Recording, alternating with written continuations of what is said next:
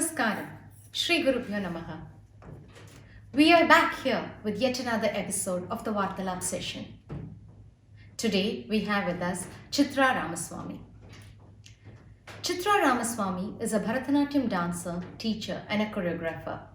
She was introduced to classical dance at the age of 9 and began her education in the Guru.Chitra style under the able guidance of Guru Padma Shri Adiyar K. Lakshman of Chennai. She trained under Kalaimamani Jayanti Subramaniam and have mentors like Kalaimamani Priyadarshini Govind and Shijit Nambiar. Her mission to take this art form to the next level, to be able to depict a combination of modern and traditional themes which can lure the audiences of the next generation, thereby introducing them to the rich cultural heritage without losing the crux of the art. Chitra's passion towards the art drives her to think out of the box and bring various themes that could help even novice audience appreciate the art form in full grandeur. Her strength lies in her being able to visualize the theme and story in the eyes of the audience.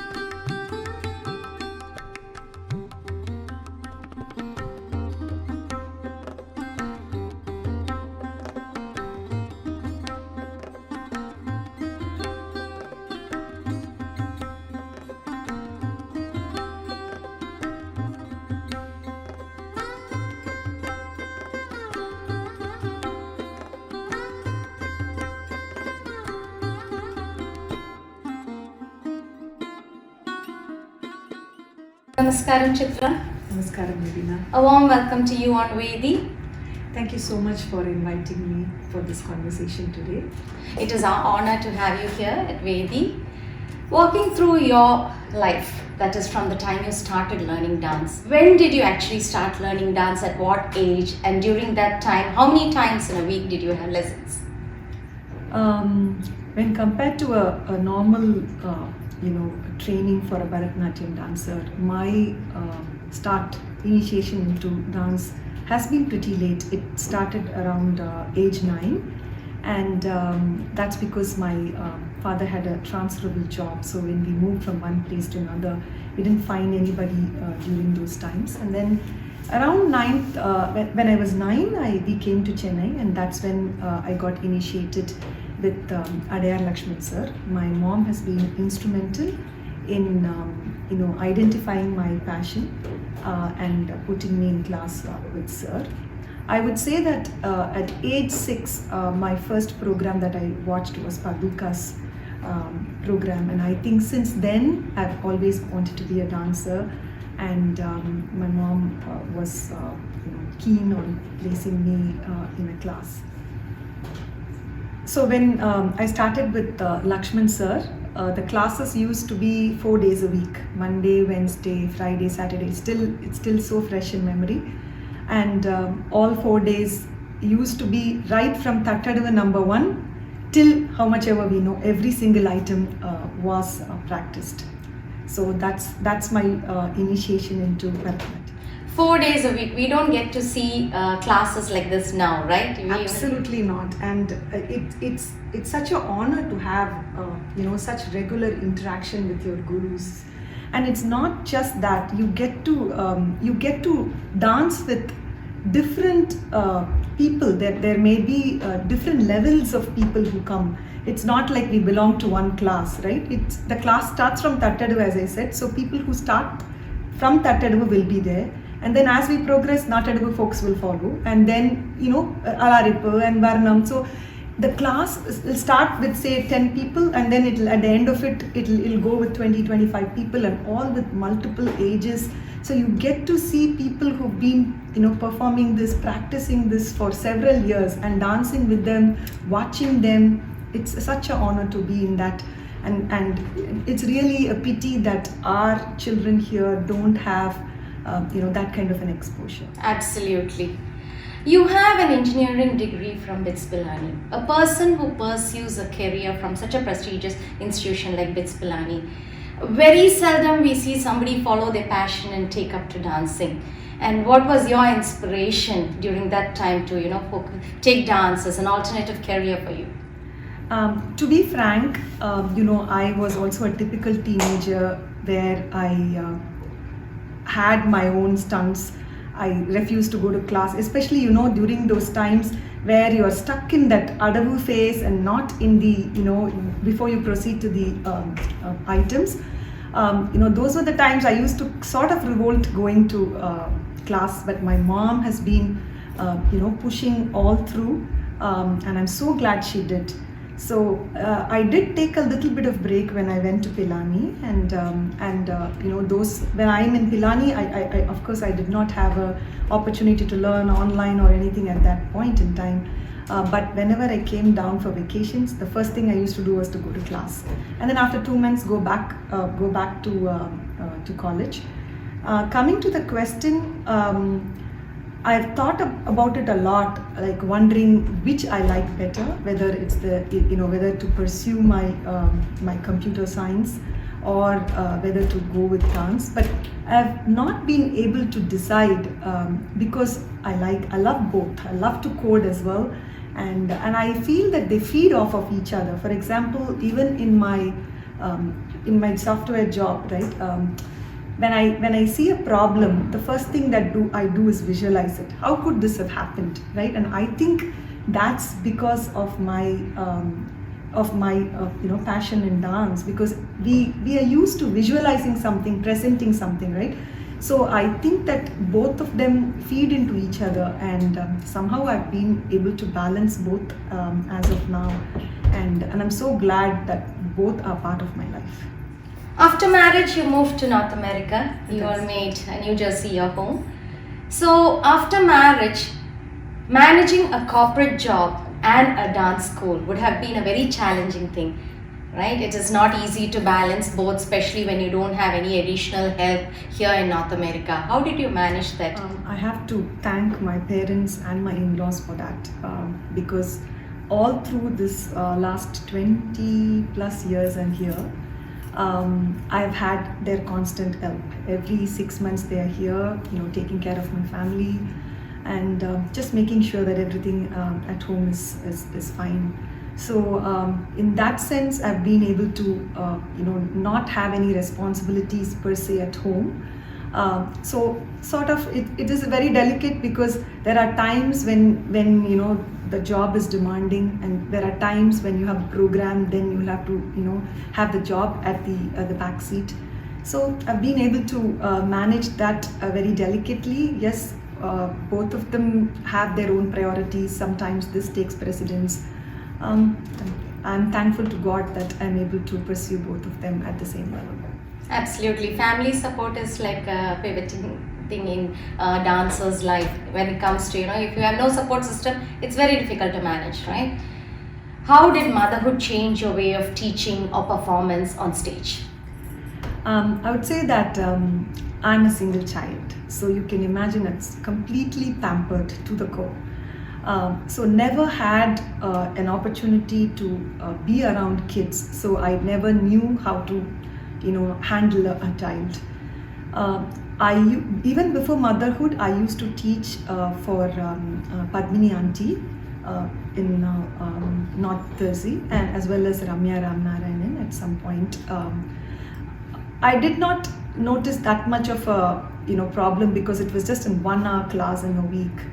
But after I had my child, that's when I understood how to be around with children, how to be patient, how to keep them engaged.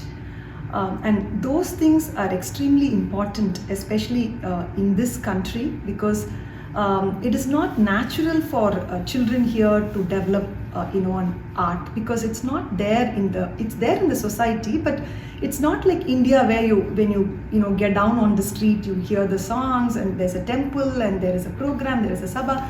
There's that kind of an environment is not here. So most of the time when the child is initiated into dance, it is because the parent is interested. And as a result of that, it's very, very imperative that as a teacher, we keep them engaged. And they're not only engaged, we have to give them regular challenges so that they will be able to pursue this art without getting into that boredom phase, which most likely will make them quit the art.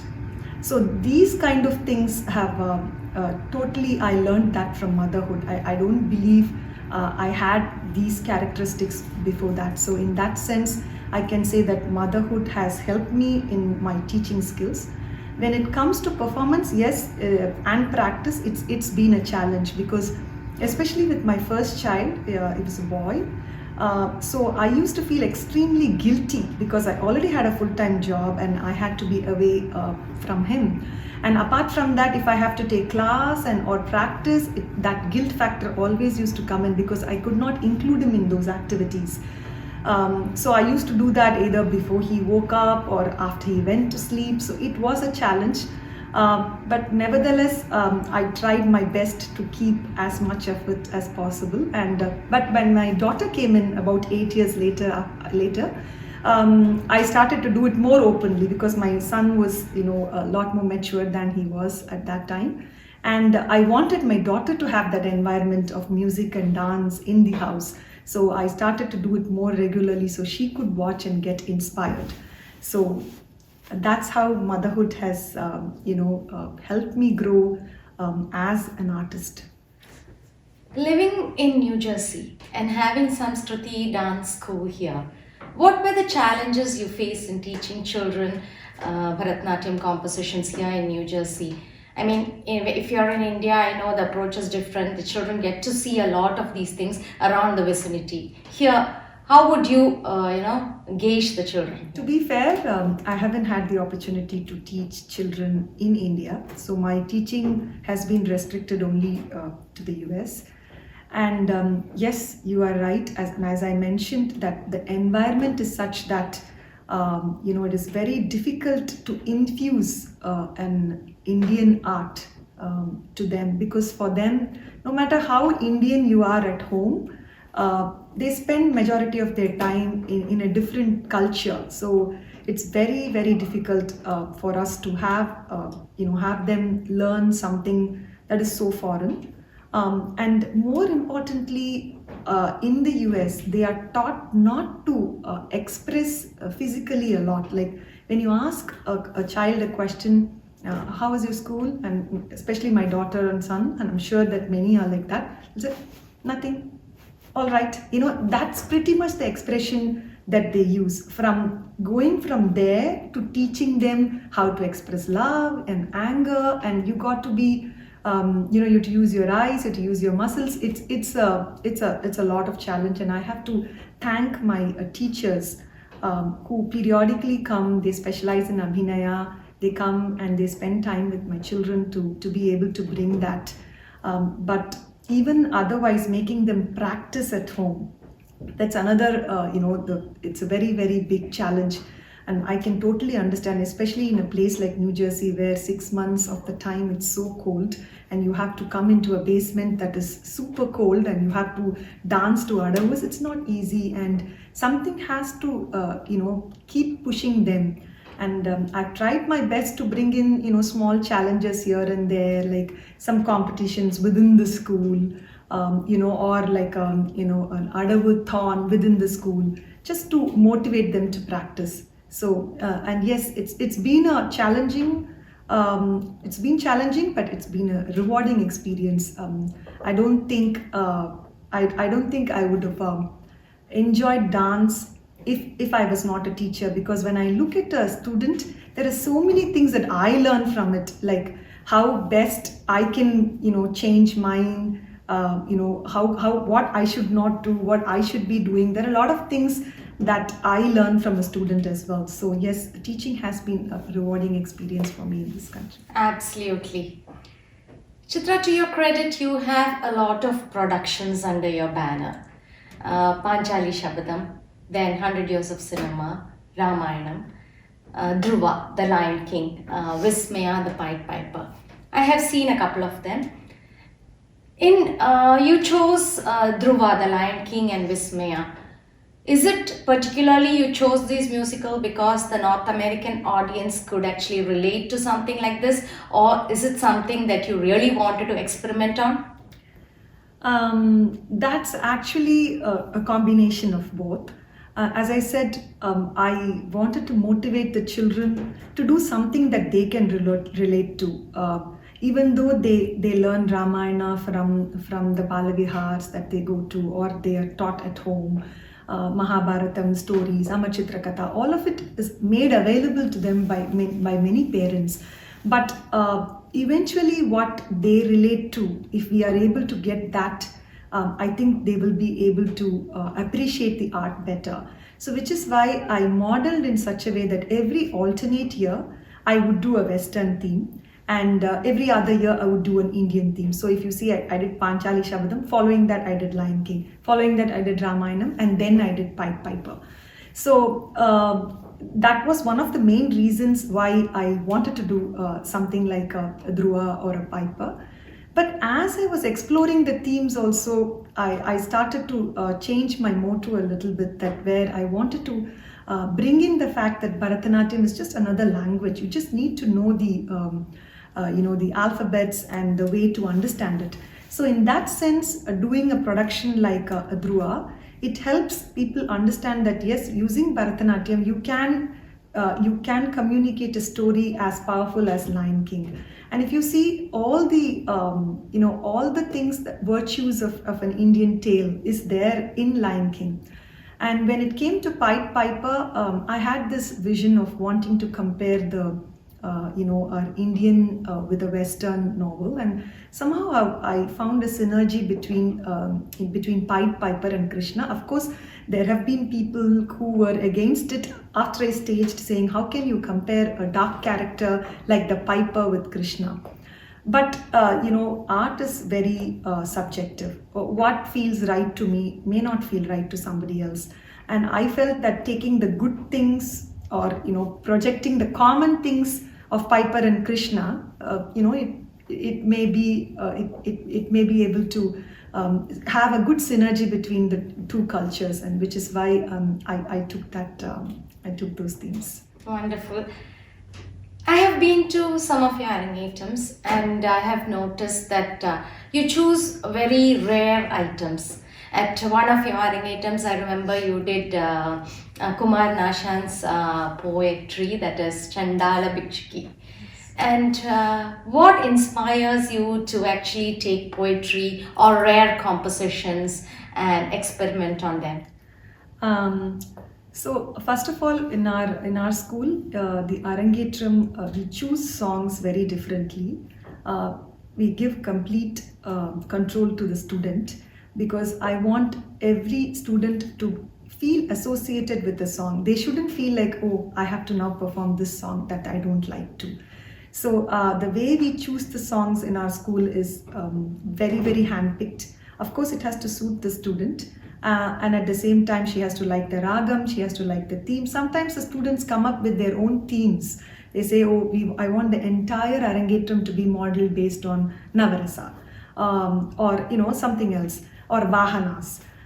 So in that case, we try to handpick the songs. And here again, when I handpick the songs, I try to bring in, there is one song, definitely I try to do something that is not common. Like as you said, Chandala Bhikshaki.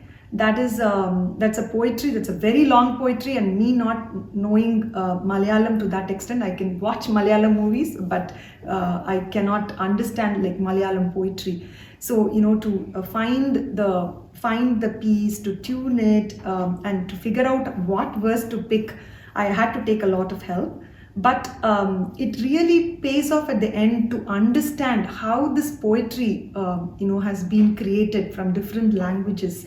So Chandala Bhikshaki was one such, and I also tried to take songs that are not commonly done in dance. Like sometimes, like some Tyagaraja Kritis, people don't normally do it in dance because it is hard to find ways, to find an imagery that you can portray in dance.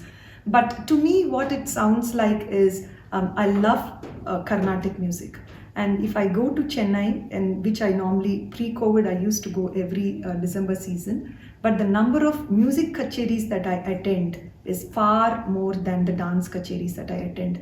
So I feel very associated with Carnatic music. So instead of giving the same song again and again, I wanted to see that even if it's the same theme, like if it's a Krishna or a Shiva, right? Or if it's the same Kalya Mardhanam, I'm thinking, maybe I can introduce another composition that is not suited for dance, which normally people don't do for dance, and yet bring in that same Kalya Mardhanam. It's like, it's nothing new when you look at it from a dance perspective, but when the audience come, they listen to a new raga, a different composer, a different level of poetry. So, and I think they take something new from, from that Arangetram or the program. So that is one of the things that I make it a point that in every program or Arangetram, I want to give something new, even that may be a very minute thing like a new ragam or a new song that people can take it with them when they leave. So that's pretty much my motivation and my love for Carnatic music that I want to explore and want my students and my audience to also enjoy. It has been absolutely, enriching listening to you. And of course, you can see that, journey has not been an easy one. It is a lot of adjustments with a lot of things. But, very hard to find people like you who are, with a single-minded focus where they actually, you want to just make sure that, I am able to give back to the society and the community through my art. Congratulations to you, Chitra. And may the journey continue. And we are very honored that we can present you on Vedi today at the Varthalap series. Thank you so much for taking this initiative and giving me a forum to bring out my thoughts and sharing my journey with you all. Thank you again. Namaskar.